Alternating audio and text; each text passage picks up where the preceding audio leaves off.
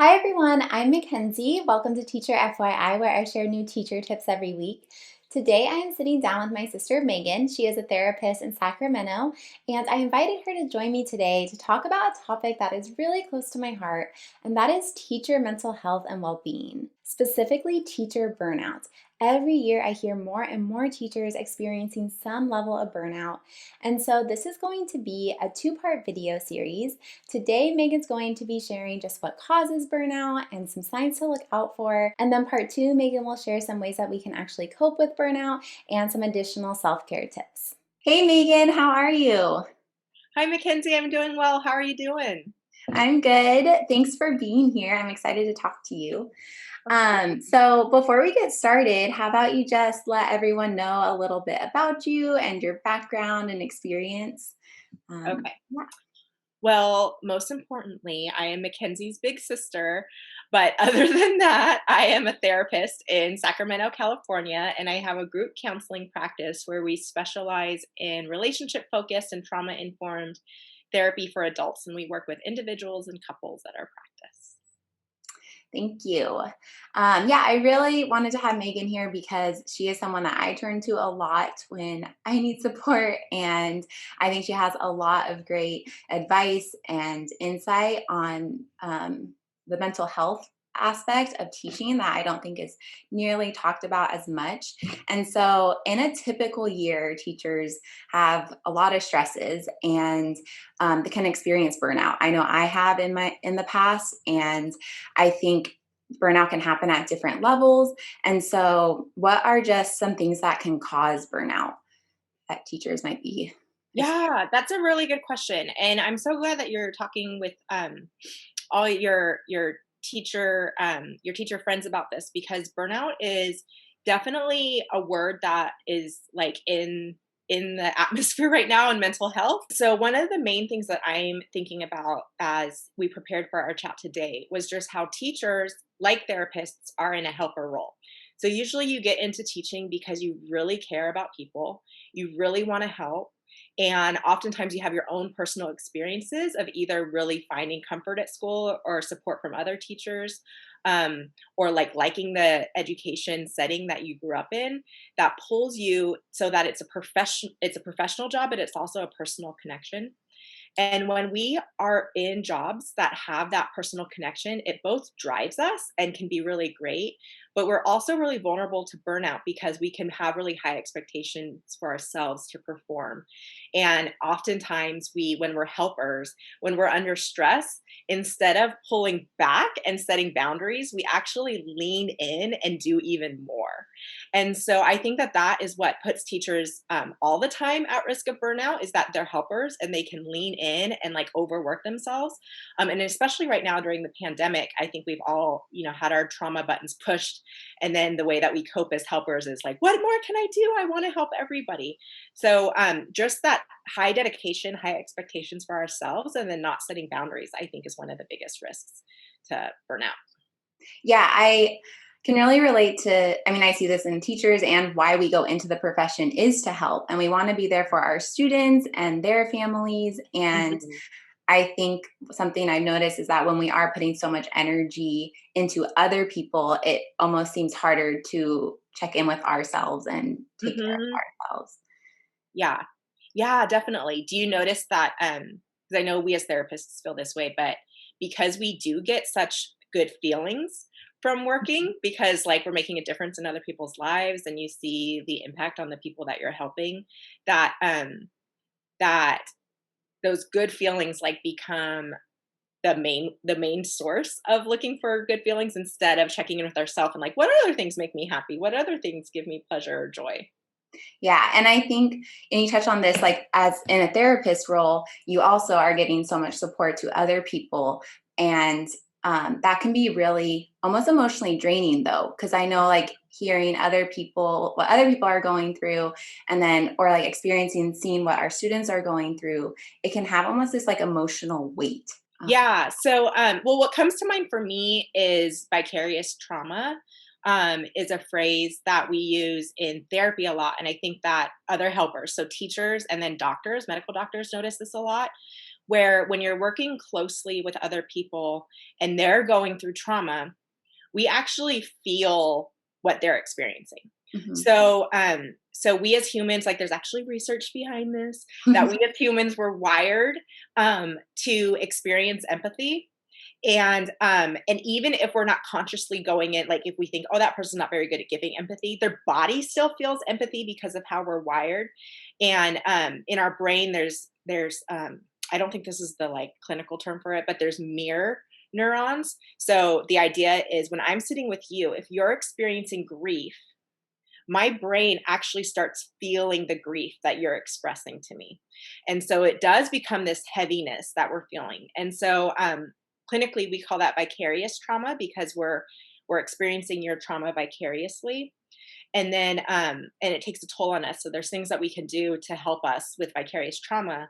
But what the pandemic has done actually, and then this happens other times too in our life, where if we're experiencing the same trauma that the people that we're helping are experiencing, we already have that heaviness in our life, and then we're feeling their trauma too, and it's like we're just drained, like you were saying, we're just empty because it's more than if we were just going through it ourselves. We're experiencing theirs as well. How have you been coping, or like what are some tips to Mhm. really make that separation or help with Yeah, vicarious trauma or yeah, yeah. question So fatigue? that's a really good question, and what I'll tell you, just to kind of normalize for anyone watching, is I don't think anyone has this perfectly figured out. Mhm. When we are when we are in grad school to become a therapist, one of the main things we're talking about is how to both really be connected to our clients, but also have that boundary that keeps us not burning out. And one of the main tips they give is, well, if you're going through something really hard, don't work with people also going through that thing because it's going to be too much. so Yeah, kind of so in a they'll sticky spot right now. yeah, yeah. So they'll say, like in school, they'll say, and this is actually true for many therapists. We're drawn to becoming therapists because we want to help people through similar things that we've gone through. But we're the best helpers after we've already gone through it and we've done Mhm. our own work and found ways to cope. And so they'll say, like if you had a baby and you're having postpartum depression, when you're in that postpartum depression, it's not great to be like leading a support group for other women with postpartum depression because you're in it yourself. And so, like, maybe you're helping couples communicate. Maybe that's your focus during that time because it's different. So that the number one tip we're given in grad school is, well, just don't help people when you're in the same trauma actively that they're in. Right now, we're in this just very unique time in history where we're all like there isn't a choice. There aren't any helpers right now or any teachers that aren't affected by the pandemic, and then our clients or our students or our families that we're supporting are also affected. So it's very unique. I just wanted to normalize that. Yeah. And I think that is why it is important to talk about too, because we do want to normalize that it is hard right now and that what you're feeling, I feel like that is making us more vulnerable to burnout and Yeah. um, to be aware of that and to give us some grace for sure. Yeah. And when teachers do go through burnout, I think it's really important to think of some ways we can cope, as I feel it will have an impact on our students too if we don't deal with it. So, how do you think teacher burnout could have a direct impact on Mhm. students? Well, so the biggest way I think that it can impact students is when we're burnt out emotionally, we have compassion fatigue. And so, like you were saying earlier, all teachers are often pulled to the field because they want to help. They're really Mhm. passionate about it. You're naturally compassionate. Like I haven't met anyone who's new to teaching that doesn't have strong compassion and like really want to change the world. And the reality is, being human, we can't operate in this strong place of compassion, this strong place of empathy, if we're not recharging ourselves. And so that can look like what would be so normal. And I don't want anyone to beat themselves up over if they're in a place of compassion fatigue right now. But what that could look like is dreading the workday, having less patience with the kiddos, starting to realize that you're feeling frustrated with the kiddos or their parents in ways that isn't normal for you. Um, or really kind of beating yourself up, blaming yourself, thinking maybe this isn't the right work for you, maybe like it seeming like everyone has it all together, and why am I having such a hard time? Right. I know there's times like years ago in my teaching where you start feeling that, you start feeling the frustration in your classroom and Mhm. you don't feel like yourself. You're like questioning, why am I feeling this way or this Yeah. react right now? But honestly, that's a response to being stressed and being Mhm. maybe not feeling like you have enough support in that moment. And, Right. but yeah, thanks for saying just some signs to look out for. Is there anything else, any signs of burnout that really stick out? So you're saying dreading the workplace sometimes. Yeah, dreading, feeling like your like your work day, if you used to be able to work and then afterwards like go to the gym or have dinner with a friend or a family member and like be able to keep up conversation and talk about other things, when we're in burnout, we kind of just start isolating or avoiding things that we like, and those are also signs of depression, which is really Mhm. a common thing that burnout can turn into as a form of depression. And so, like, pulling away from things we enjoy, feeling really tired, getting really drained from work in ways that we didn't used to would be some other signs. I think something I want to make sure we can distinguish, like burnout is more than just being tired. Hmm. Yeah. So when we're well, there's a spectrum of burnout. The way that we burn out is that we are internalizing all the stress that we're feeling and not finding a way to release that stress. So we get a lot of messaging from either bosses or or social media about self care. So self care the is a great way, and I'll go into different like good self care that actually does help Mhm. release stress. Um, but self care can help us release the stress, so we're not just internalizing it and keeping it inside. So when burnout is in us, it's like our bodies have gone through these stress cycles, but there hasn't been any release.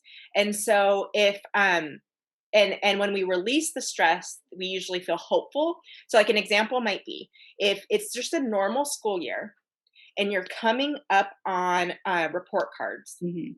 and like I have to get all my report cards done and write my notes. I'm planning on having my parent meetings.